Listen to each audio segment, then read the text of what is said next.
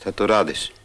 Ma drhte mi ruke, a ne mogu da vežem onda.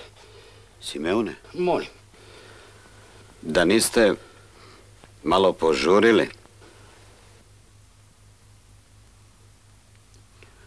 Angelina? Angelina! Tiše. Dođi. Dođi.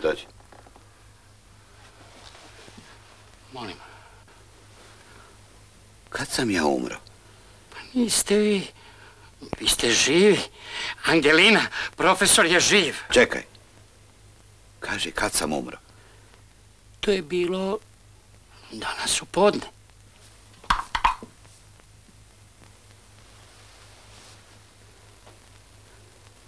Ima malo kiselog mlijeka.